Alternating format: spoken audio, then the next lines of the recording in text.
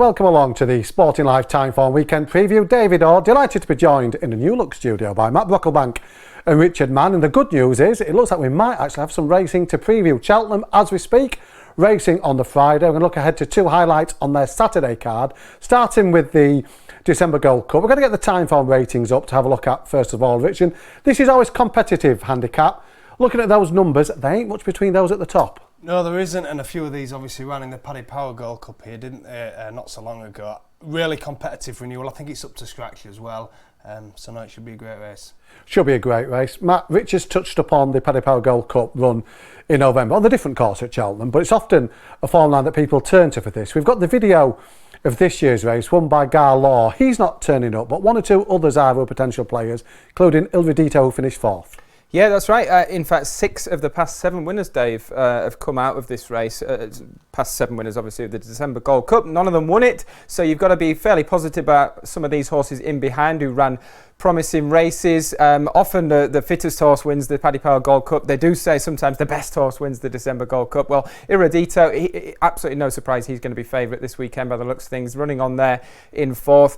Just the run for me flattened out a little bit. I thought maybe if, you know, as a young horse coming through the ranks, if he was really well handicapped, I thought he might have gone through with it and won that race. And for me, I took out of it that maybe he'd be better, a bit happier, maybe back down to 2 miles or on a flatter track. So I'd be against him. And with simply the bets from that race, I thought just initially I was a little bit disappointed with him. But revisiting the race a few times, I just thought maybe he'd come on for the run. And I think the new course is an absolutely key factor with simply the bets. His record on this track is actually first, second, fifth, second, and the 5th that came in the Cotswold Chase. He was up against like Santini and strong stays like that over a distance way beyond his best. He's got a really good record on the new course. Obviously made his name for himself for Harry Whittington, winning that nice Timeform novices handicap on the new course, and then the plate at the festival. That was 2020. He's only been with Nichols for half a dozen starts, and he's back on a good mark, back on his winning mark, 149.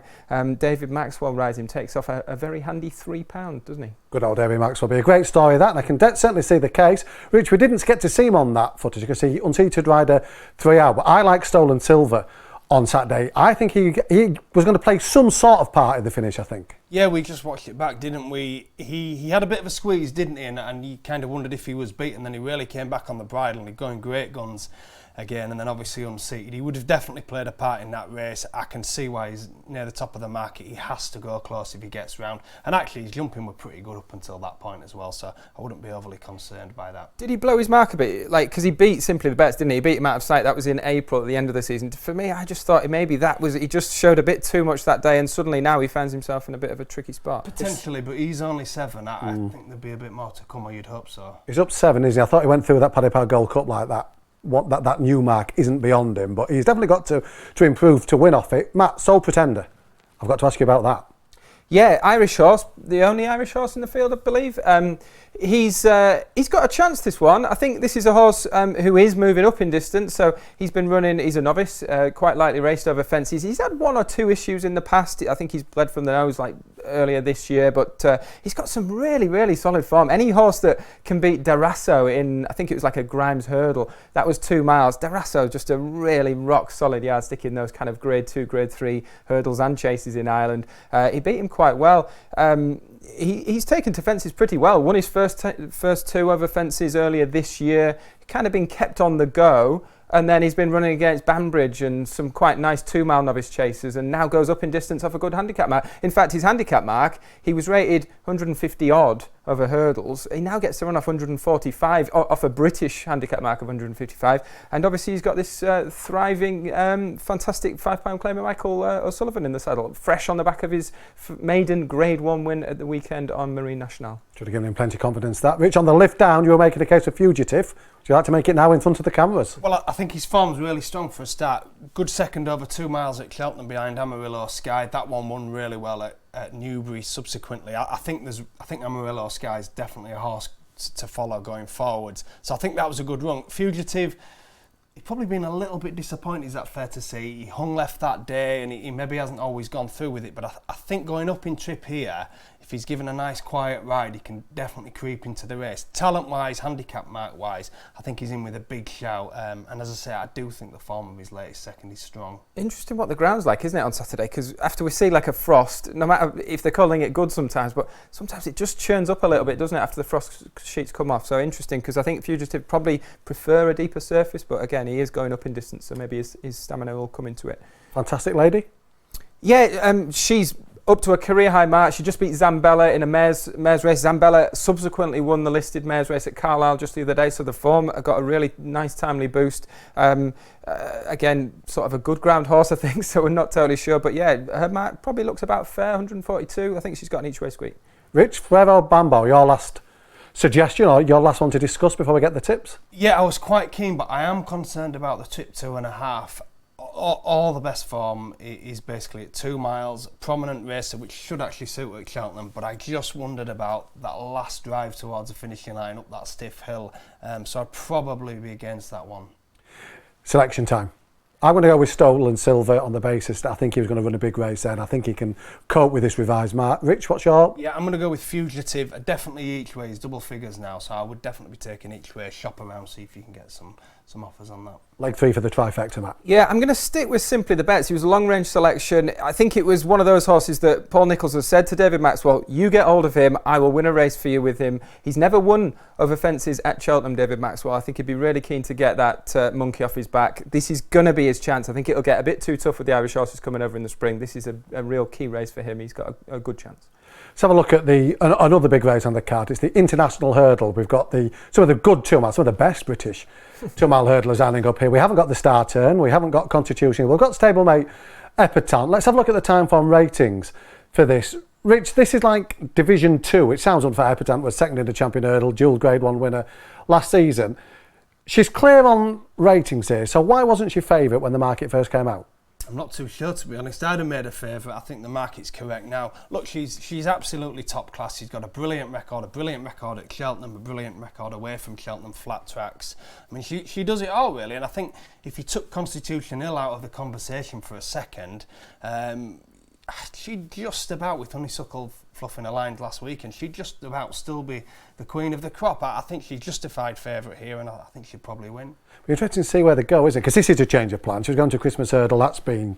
So this has shot it up. You do wonder if they'll stretch out to 2.5 at the Festival for the Mares Hurdle if they're going to keep this path of avoiding Constitution. And all of a sudden you've got Henderson with Jet Powered in the Supreme, going to John Bon in the Arkle, the Constitution Hill in the Champion, into Epatante, potentially the Mares of a Hurdle. We're almost in the Mullins, Addy Power accumulator territory, aren't we, Rich? Is that what we're talking?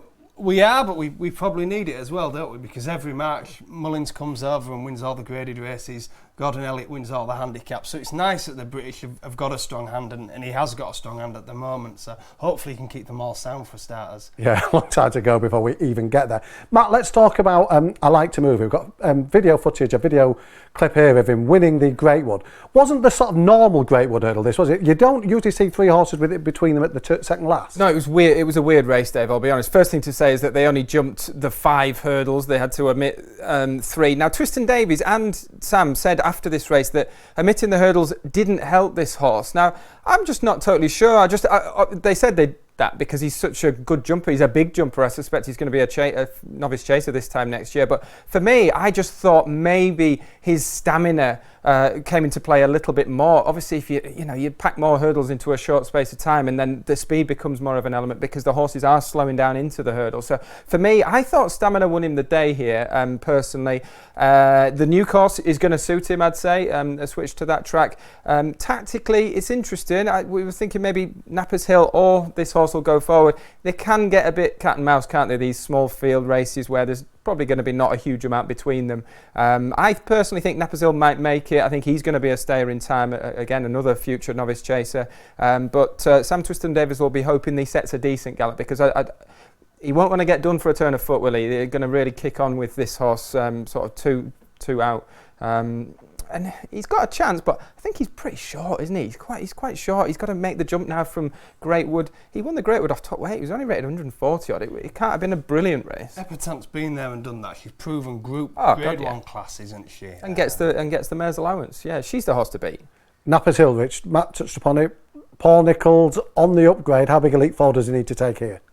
He does. He needs to take a big step forward. I do like him though as a project going forward. I think he can definitely have a good season as a hurdler, but I think Matt's right. I think once he goes over fences, as many of Nicholls do, you really will see the best of him. But tactically, this is interesting because he stays all day. Cheltenham, both courses can suit front runners. If Twiston Davis was happy to let Napper's Hill go on, could take a bit of pegging back. He stays well, doesn't he? I mean, obviously, if they take each other on, that would obviously set it up for Epitant, who's got the speed to turn a foot. It's a fascinating race, despite such a small field. We need to mention First Street, Matt. Probably the only other sort of leader contact, again, you're looking for a career best. Yeah, absolutely. But, whereas I like to move it and him both sort of graduating from the handicap ranks, one's about 2 to 1 and one's 5 or 6 to 1. And if I was pressed into a bet, I would probably be with First Street. He won the Jerry Field. It was only off a mark of 146, so obviously entitled to do that if he's going to be in this kind of picture. But he was giving nearly 2 stone to the runner. I don't think you can sort of overlook that fact. He was also second to State Man over this course and distance. Now, you mentioned, obviously, Epatante. She's only been here once to the new course. She finished 9th to 10th in the Mare's Novice as a younger horse. But, he was second to State Man. He had I Like to Move It well beaten off that day. Now, that probably wasn't that horse's true form, but they have a bit of history as well from the Betfair Hurdle as well, because they were second and third in that. First Street is £3 better off for that. I'd probably prefer him to the Twister horse. I think the fact that this one won the Fielding as well, that's such a big race for Nicky Henderson. He generally puts a good one in there, so I think that's kind of a tip in itself. Epatante went there, didn't she, in her Champion Hurdle winning season? And it was Bartlike was going to win the Jerry Fielding as well, wasn't there? Plenty of stable confidence after the Veg Course Gala. He just about do me First Street. I'm slightly worried about Epatante and the change of plan. It brings her forward a couple of weeks where they were originally tending going. So I think First Street's interesting. Matt, international?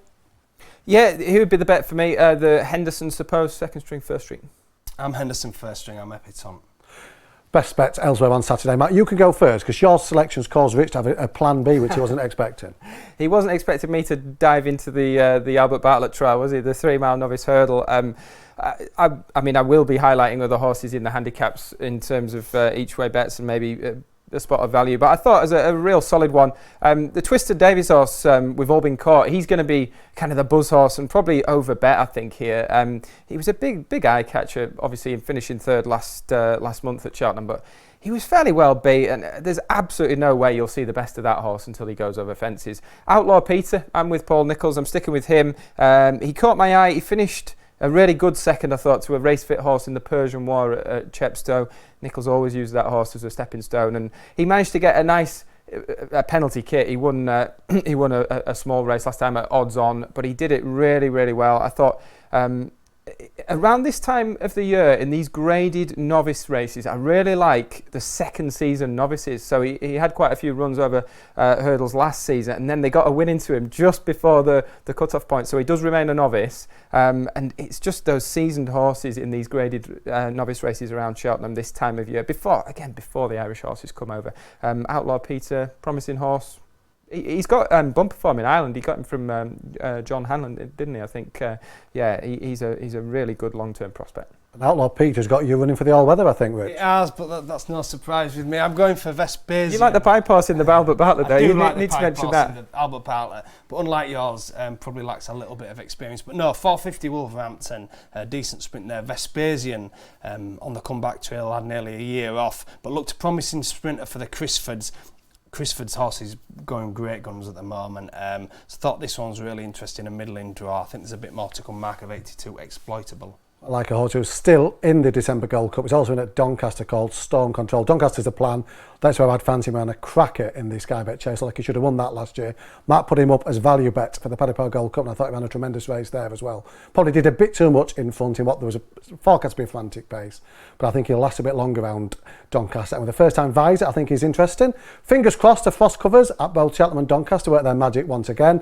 Thanks to Rich, thanks to Matt, and here's to another cracking Saturday of action.